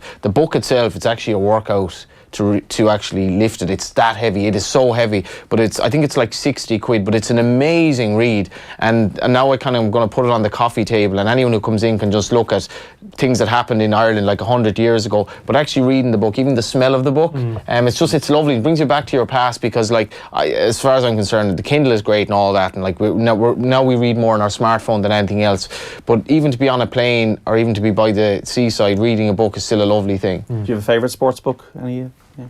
Probably, I'd say it may be a bit tragic, but the story of Robert Inca, nothing's ever affected me like that. Ronald Reagan wrote that, wasn't it? Yeah. A Life Too Short, I think it's called. Yeah. It won the William Hill Book of the Year. It did. No book has affected me like that. It was just it wasn't written. I think he started writing about Robert Inca, and obviously it was just kind of like the movie, that they didn't know what the ending was going to be, and the ending obviously was utterly tragic. But just a story of his descent into ultimate depression and his death in the end. But one thing that I'll never forget is the photo of him. We spoke about Istanbul. He'd signed for, I think, Galatasaray, and he was in the midst of one of the worst cases of depression that he'd even had, and his depression was extremely bad. And there was a photo of him at the signing ceremony, and just the agony in his face as he accepted, and nobody knew. And then, you know, Robert Inca used to keep a diary, and the book was beautiful because it started off with his diary entries to his wife, and it was so romantic and everything he wrote. And by the end, he basically struggled to. I think his last diary entry was something to the effect of couldn't get out of bed today, and he literally struggled over the past few weeks to put 3 words together. And it was just, what also struck me was the fact that he could play in goal. He was in the German, on the cusp of the German team at the time, actually. He could play in goal and block it all out. And he was in that position, the loneliest position on the pitch, but he could still perform despite the horrors of his disease. But the book was, if anyone would want to read a book on that subject, it's obviously quite harrowing, but no book has ever influenced me like that anyway. Would you have read books, Kenny, from fellow pros with a retired? No, I haven't actually. To be honest, I've read very little in terms of biographies and autobiographies. Certainly in football, don't interest me so much. I've got to be honest with you. One of Paul's autobiography, Paul McGrath's, read it was quite interesting. Obviously, Paul's history. Hogan. Back from the brink, yeah. Yeah, Paul would probably stand alone in that respect. But generally speaking, footballers would obviously have a very little interest in. If there was one, probably again back in the day when I did used to read quite a bit, I remember just stumbling on Thomas Hauser. You probably read it into Muhammad Ali. Yeah, fantastic. Yeah, I thought it was great. Talking about it, total contrast in terms of what you've been talking about there, in terms of really kind of feel good, had a real insight. Obviously, Muhammad Ali collaborated with it, so yeah, wonderful. Really enjoyed that book in terms of real insight. Not that we don't know about Muhammad Ali, but just the day-to-day stuff, you know what I mean? It's just in terms of how he interacted with people, just the man himself, the type of personality that he was. You know, wonderful, complex in some respects, like in terms of a human being, but as a story, it was fascinating. Yeah, I really enjoyed that. And obviously, this one here, for some reason, I've just picked it up, so I'm going to crack on with this one. The Life of Sean Mannion. Shamey on Periscope on derbies. Try a West Kerry football championship game on a cold winter's day. That's intense. I don't know if that's tongue in cheek after the Dingle and East Kerry match recently, lads. But stadiums as well. Lansdowne Road. Remember the old Lansdowne Road, of course. Iconic stadium. The Guinness stand there we see, and now Steve Viva Stadium. Do you think, lads, that Kenny, that you'd obviously played there so much, you never played at the new Aviva Stadium, I don't think professionally, but that stadiums can lose their soul by being too pristine? Oh, without a doubt. I think it's a big shame. I think it's one of the travesties, really, the modern era of football in the Premier League, that they've lost so many of their old stadiums. It really is too high a price to that the league has paid. The most recent example is probably, we're talking about Millwall West Ham. Would be West Ham. I drove past Upton Park, the bowling ground, whatever, some months ago, and honestly my kind of heart sunk a bit. And this is like no allegiance to West Ham whatsoever, but I did have a recollection of going there and playing some games there, and the atmosphere just absolutely electric. So to see those kind of stadiums pushed aside because we can only get 40,000 there. There's not enough corporate there. We can't maximise. Or in the case of West Ham, it's not even a football stadium; it's an Olympic stadium. It's an Olympic stadium, but they've got it on the cheap. They're able to sell the old bowling ground, make their money there. Corporate potentially going forward, they'll make their money. But that's it. Finances, money driving the whole operation. So kind of these are old stadiums with huge amount of history in them have just been kind of they've been sacrificed. Well, that doesn't really matter. It's only a stadium, but it's far much more than that. I'd have profound feelings about this and the loss. You have disappointing experiences in stadiums. Oh. What's the most disappointing? I've disappointing experience in stadiums pretty much most times I go to a game with a lot of people in now, because what happened was Hillsborough was one of the greatest tragedies of all time in English football. In world sport, really. In world sport, like, you know, and you can't but be moved. And I remember as a kid, I remember it happening actually as a kid. I remember watching the game, and but Hillsborough didn't happen because of terracing. Hillsborough happened because there were far too many people in the ground. So terracing then basically became obsolete at the higher echelons of British football. So the guys now going to the game, they became spectators rather than participants, and the crowd is a big patrons.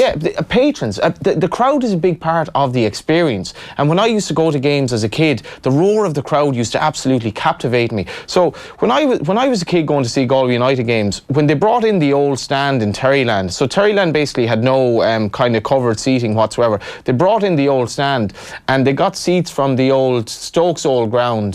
The Victoria ground. The Victoria ground. Yeah. So they brought in the old seats from there on the cheap, presumably because Stoke were getting rid of them.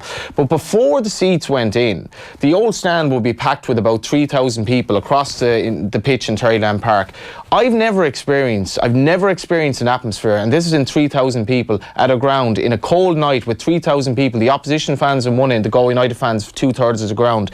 Everyone was standing up because they had to, because it was cold. So they were all kind of lively and they kept going. The atmosphere was insane, and the noise when a goal went in, I'll never forget it, and I'll never experience anything like that. And to go to a game now in England in a Premier League really doesn't interest me, because everyone is sitting down, they're just watching, they're not participating. It's like they're going to the movies. And they made a massive mistake getting rid of terracing in English football, a massive mistake. They've safe terracing in Germany that works absolutely. Well, Borussia Dortmund is the classic example of that. Yeah. But ironically, you're going to see it's going to come around again. There's discussions ongoing. There's a very sensitive nature because of the reason that you said in terms of Hillsborough. But with the technology available now around grounds, you never say never, but that will Hillsborough never happen see again. what Tottenham Hotspur's new stadium is like if there's a bit of a slant on that south stand. See, what happens is as well, John, you look at these games and you look at behind the goal where the English ultras are like say the Palace fans who create a great atmosphere at Selhurst Park. They're all standing, right? But they're actually standing in a seated area. That's more dangerous than standing in a safe terracing area because they're old style fans. I don't go to games. I want to stand at a game. I never want to sit at a game. And that's why the League of Ireland is great because, it's still old style. But it's actually more dangerous to have people standing in an area with seats with kids there than it is in proper safe terracing. And Hillsborough was tragic because there were far too many people in that terrace. It wasn't because of the terracing itself. But also because the police were not able to do their job. Yeah. But it kind of changed the course of English football in terms of the participating experience because I wouldn't be blown away at all by the atmosphere at Premier League games. I think it's gone too much the other way. I think they needed to improve the infrastructure as they did in the early 1990s, and I think they needed to treat fans with a bit more respect. I think that's what came out of Hillsborough. But I think now it's gone almost to the other side. So I went to the Emirates Stadium a couple of years ago for Arsenal, Manchester City. Two clubs that play great football when they play each other. But the atmosphere, it was good. But it was, comparing that to a World Cup game when Mexico played Germany in the summer, and the Mexico fans were absolutely crazy. Now, of course, they're Central Latin America. They've got that in their psyche as well. But you need.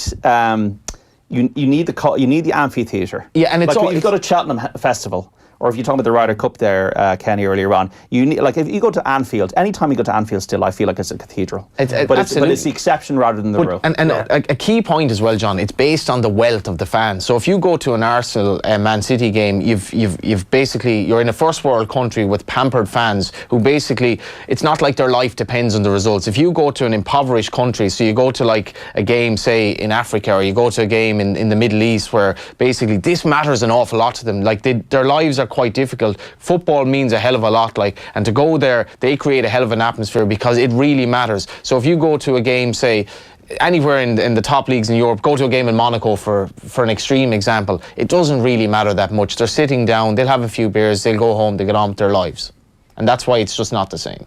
Yeah, it's a shame. You referenced Lansdowne Road, and you look at the Aviva and a hugely impressive stadium that it is, and it's obviously been built on Lansdowne Road, but I can forget about that sometimes because for me it's absolutely chalk and cheese. It's the exception rather than the rule. Now we've had some great exceptions. The Germany game I thought was magnificent when Ireland nearly beat New Zealand in 2013 in the rugby, but once again the exception rather than the rule. And I think that's the issue, and it has got a little bit too corporate. And I think it was Alan Quinlan, Gift Grub, because I'll be friendly with Alan and also Gift Grub as well. But you have the joke about they're all eating chips, and there's a bit too much of that. There is a bit too much of the. I'm here for an occasion, I'm not actually here for a sporting event, whereas you should be on the edge. As a fan, you should be on the edge. Even if you're a neutral, you should be completely consumed by it. And, I pine for days of when maybe Kenny started playing football, when football was supported by working class people, and that game on a Saturday really dictated their weekend. Yeah, it was their week. Yeah. As what Kevin Keegan said about the north of England, that in the south they go to the theatre. Yeah. On Saturday afternoon they go to football. And the football as an escape as well. If you look at Liverpool in the 1980s, boys in the black stuff, a city completely forgotten by Thatcher's government, and this was a European Cup winning city. So this was everything for them. Absolutely. And I think there's almost a sociological, fascinating, thing you can get into. But the stadium's a big part of that, isn't it? It's just the actual stadium. It's woven together. The supporters, fathers, grandfathers standing in the same area at the ground, knowing the people around you, everyone in the same kind of situation, meeting at the same pubs, the same meeting places, in the same areas in and around the ground. All that's part of it, but that's all been splintered. That's been just blown to the wind. And it's funny, if you get a plane home from Liverpool or Manchester on a Saturday evening, it's full of fans. And it's great. I know that there's a degree of sometimes criticism that there's too much support of the Premier League in Ireland, but I still think for those fathers and sons and grandfathers, and it goes through families, and I think Liverpool is very, very similar to Dublin, for example, in terms of community, the friendliness, the people, the character, the spirit. Liverpool is a very Celtic city, I still think there's something beautiful about that this is the occasion, this is the day, a bit like Gaelic games as well. Kenny, the best stadiums you played in? Oh God, not a good man to be bouncing these questions off, John. My memory retention's awful. Best stadiums, in terms of atmosphere. Yeah. I always reference, I may have mentioned it before, on the international stage, we went to, I don't know if you were in me company at the time, played an international in Israel. And it's one of them, certain countries you go to, you think, oh, big stadium, yeah, looking forward, it should be good atmosphere. That was under Brian Kerr, wasn't it? Yeah, that one caught me by surprise. Were you there? That one caught me by... Ramat Stadium, 2005. But how many people were there? Not that, it wasn't many. It's not the amount of people there. Israel is a state surrounded by more or less hostile nations. So a game played into his hands, I love this. I remember, it was she must have been about a 19-year-old girl wearing shades, and she had the massive gun. Our army, so it was going. Yossi Ben Ayoun played that night. Yeah, but when their national anthem, for the reasons Johnny's probably going to say now, when they played their national anthem, they started singing, whoosh, hairs on the back of me neck. When that hasn't happened on too many occasions, just the energy, the passion, the emotion there, you could almost hit you in the face. Well, I don't know if you played at the Georgia game in 2003 with Brian Kerr when they were throwing knives and bottles onto the pitch. I don't know if you played that. Yeah, match. I did actually. Yeah, I don't remember the noise. That was the most intimidating. This has been exaggerated. Last person I heard talking about this was talking about machetes and bow and arrows coming onto the pitch. My first Ireland away game was when we were to play Georgia. It was like Trapp's first game. And it was like, I want to go somewhere interesting. Was this not the Mainz one, was it? So I was like, I want to go to Tbilisi. This is going to be like passionate, raucous fans.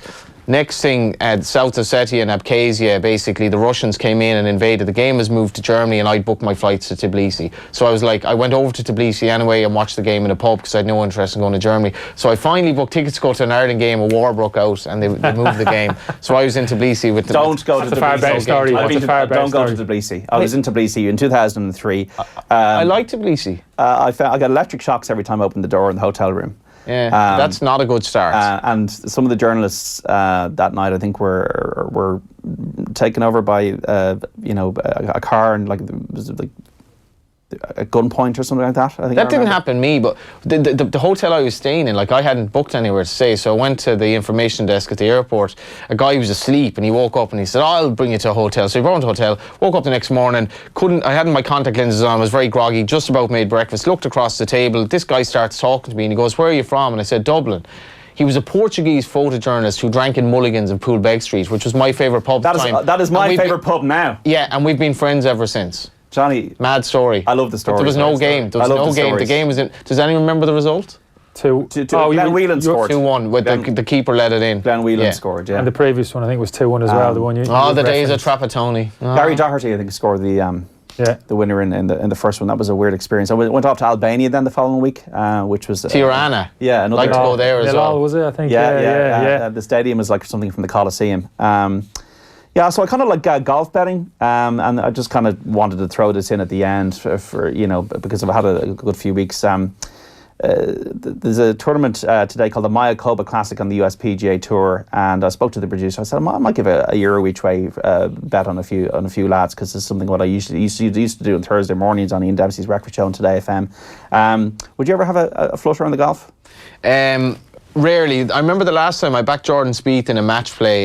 He was like 40-1, and it was at a time when Jordan Spieth was quite young and he was a little bit kind of immature.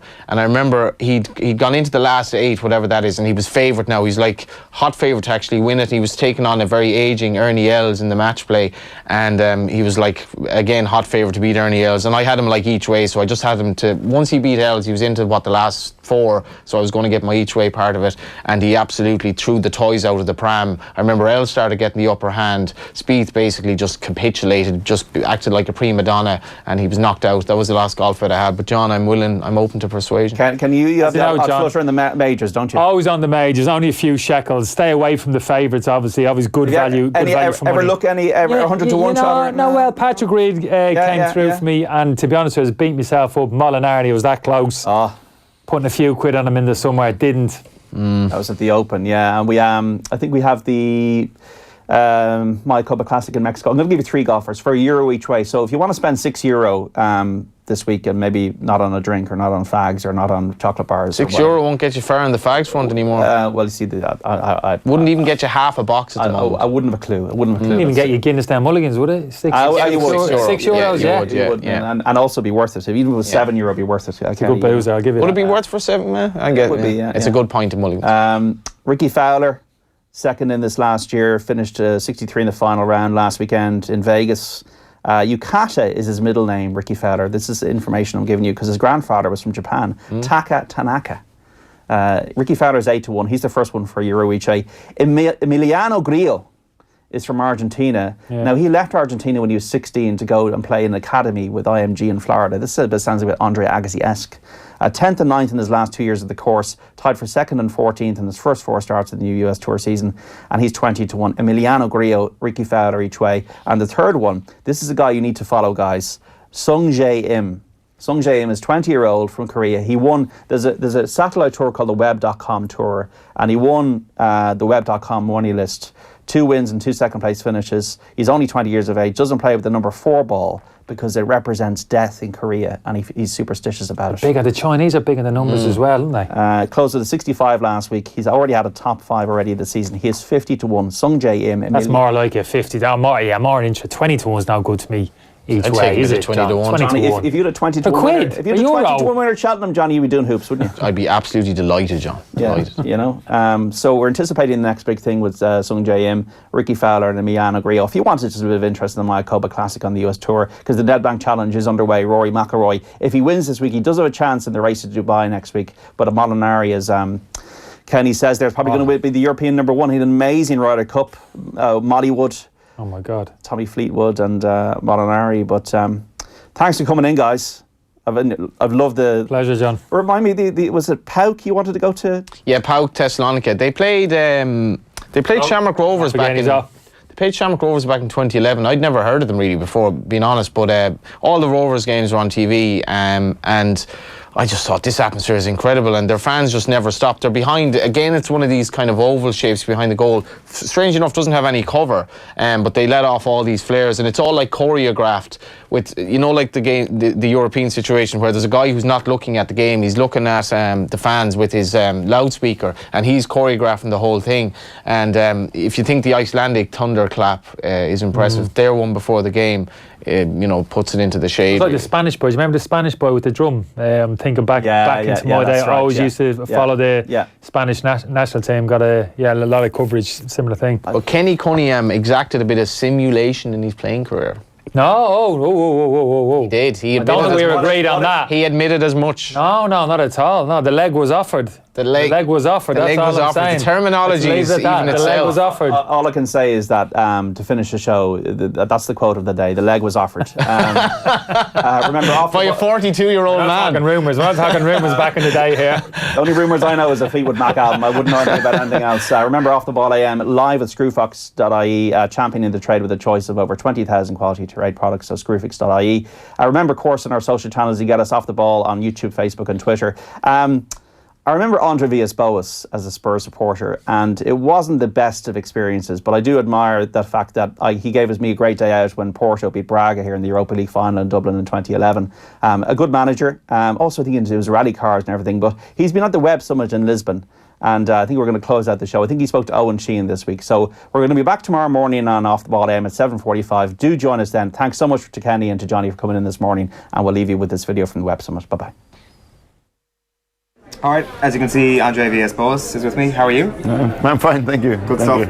I was watching some of your chat with Andy Mitten earlier on. It was called Managing to Stay Ahead, which is interesting because it was a lot of talk about young people, successful young people, and of course, you were a very successful young person. And I often wondered, what was that like when you were making it really well in management at such a young age? Were you looking around thinking, this is a dream come true, this is amazing? Well, it all happened very quickly. You know, the funny thing on that was I never got time enough to enjoy this. The achievements came almost at incredible speed. So I started my coaching career. After 8 months I moved to Porto. And we won 4 trophies out of 5. After 10 months I moved to Chelsea. That wasn't successful, but after I moved to Tottenham, and then from Tottenham to Zenit, won the championship and the cup there. So it kind of happened very, very quickly. So I'm now only 41, which is the age that normally a coach starts. I think you'd be like the second youngest Premier League manager of you in the Premier League now. I think so, yeah. Or maybe the youngest. I think Eddie Howe is 40, I think, and I think you'd be second youngest. Could be. It was a special time for me, of course, winning all these trophies at a young age, but really never had time enough to dwell on them. Just wanted to move on and on and on, and you want more and more and more at the end. that's the irony, isn't it? As a successful person, you can't be happy with what you have, but ultimately, as a successful person, you'll never get to enjoy your successes. So it's a conflict. Yeah, I think a reflection of what happens in society right now, which is the request for change, the constant change and urgency. So you just want to move on, and you demand more from yourself, and you want to try new things. So that always happened to me. Funny enough, it reflects a little bit of my childhood. I was not the brightest of students, but I was always a person wanting something else, something different all the time. And this still marks a little bit of my human characteristics right now. Well, of course, we may as well chat a little bit about that. I was going to ask it at the end, but you say you're trying new things, like the Dakar Rally. When we saw the rally driver, we thought this is amazing. You still doing some of that?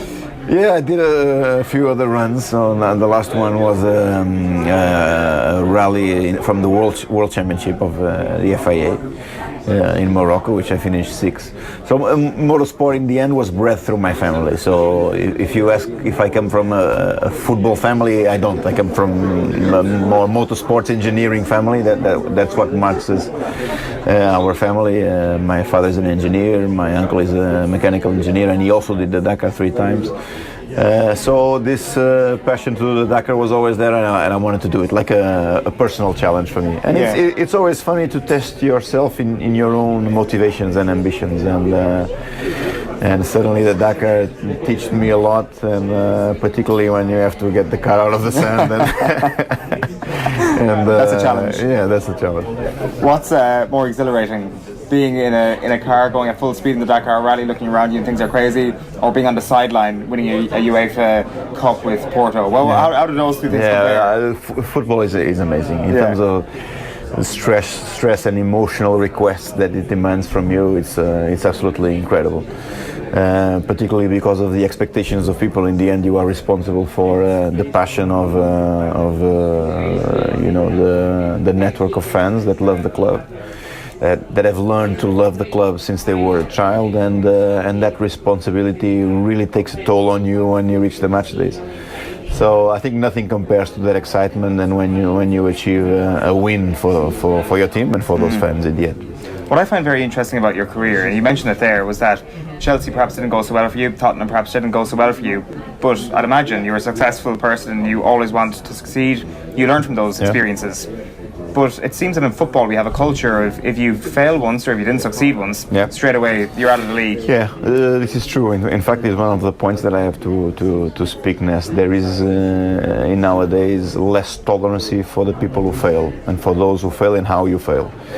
You really have to bounce back immediately. I decided to do it in Russia because they offered me the structure and ability and conditions to succeed as well. So I kind of went away from the European scenario of the top 5 leagues, let's say, and moved on to the Russian league, where it gave me access to Champions League, plus the stimulus from winning the league there. I think if you want to measure hatred, you go into Twitter during a match day. There are social networks that reflect change and love, and that can show your interests and your passion. Not criticizing Twitter because it has potential on another ways, but if you want to see the dynamics of the emotion of football and the negativity towards someone at a certain time, you go into a Twitter account and follow the scores on how the people comment and the negativity that brings. So I think really personal stuff. Yeah, I think this reflects urgency, short-term vision, immediate success that is demanded from us right now. Not only from managers, but I think also from people in their work. So it's a difficult one to manage. I decided to make my bounce back away from that scenario. I had offers to go back to England, which I have refused because I love my passion for coaching and I love to teach. And what the Premier League offers is an emotional stimulus and prestige second to none. But it takes time away from what you love, which is to teach and to coach. Because you have to focus on the present, on the emotions of your players, on managing the media, on managing the structures of your club. And I think it really took a little bit out of the pleasure from that side, which I love, which is preparation, analysis of the opponent. So that's why I've moved a little bit out of English football. But coming back to your question, it's really important to come back, because the tolerance is less and less for the people who fail, for sure.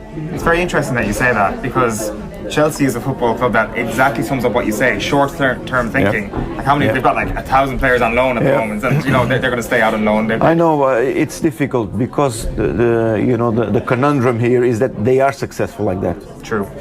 So the change brings success, and after 1 year, another change brings another success. So, sometimes I discuss this with people from football. What is the long-term vision of a club? What does a club want to achieve? What is the respect towards people, towards employees and people who are employed? This was certainly one of the questions I asked Roman when the day that I left Chelsea. What did he say? He didn't say nothing. He didn't speak a lot, but he didn't say nothing. There is the unfortunate thing here is that there is in football a space for people to be successful in the way they manage that football club, which is strange, Sure. because normally you want to set out a long-term vision with a coach that implements his own dynamic, his own ideas, and brings structure, improves. Brings, of course, sporting results, but also brings financial results for the club. This is, I think, in the end, an objective of the club. And with Chelsea, all of these things happen whilst people are being embarrassed in some way. Yes. And you look at the way that, not speaking of my cases, but Scolari, Di Matteo, Ancelotti. World-class managers. World-class managers, but people that are human, and in the end, Benitez. I think Conte was the most extravagant one, because they forced Conte into starting the new season. And after 2 weeks, they reached the agreement to sack him. Yes. So, it's strange. It's very strange. But what can you say? They are successful. They have recently won the Premier League. They are one of the top clubs in the world. They are doing extremely well with Sarri. The thing is, will Sarri be there next year or in 2 years? You never know. But in the end, it is what it is. I think it represents football at emotion at its top. And in some way, just to tell you, just to finalize this question, it represents a little bit the management, the new type of management at the top that exists. The new type of management is emotional. Of course, it's looking for business return for their investments. The Americans, the Russians, and the Arabs that are investing in, particularly in the Premier League. They bring the money, but they have a certain way of manage that is different from what a European would expect. A lot less patience and less patient and more extravagant. Yeah, let's say like that. Can we expect to see you back in management sometime soon? Yeah, my idea is I don't know where, because as I was telling you, what I look for now in clubs is to make sure I get the pleasure of coaching. This is what I like. I like winning, of course, but I like to be left alone in my preparation, to be able to enjoy what I do, which is my job, which is football coaching. In the end, our profession has become a running of other things rather than the football side. So, the emotional side, the psychological side of the player, the dealings with the media. In the media now, the media has to sell the story that sells, not the story that is interest, in my opinion. Yeah. So all of these changes make it difficult for you to enjoy. Not making a critical of the ball and your content. We love those stories. But let's say tabloid sensationalist type of media. And, Jose versus Conte last year was a perfect example. Yeah, I think so. And the way the games finish right now, we had a beautiful game, Chelsea Man United the other day, that finished with the incident with the assistant coach of Sarri, and the focus was on that, not in the game. So this sensationalism doesn't help football, and so I don't know. I don't know where I'm going to end up. I've enjoyed a lot my AG experience. I like Asian football because there I can enjoy myself and I can focus on the coaching and teaching players. There is nothing better than to know that somebody is developing because of what you bring. Yeah. The stimulus from that is as big as winning. If I want to stay on the top 5 leagues, probably thinking of Germany, Italy and France. But that would mean June 2019, so we still have a little bit of time for that. Yeah, but it's very refreshing take on management. It's been great to speak to you. Thank you. And the very best of luck, André, and looking forward to seeing you back in football soon. Thank you. See you. It was a pleasure. Thank you very much. OTB AM. Thanks to Screwfix.ie, championing the trade with a dedicated call centre.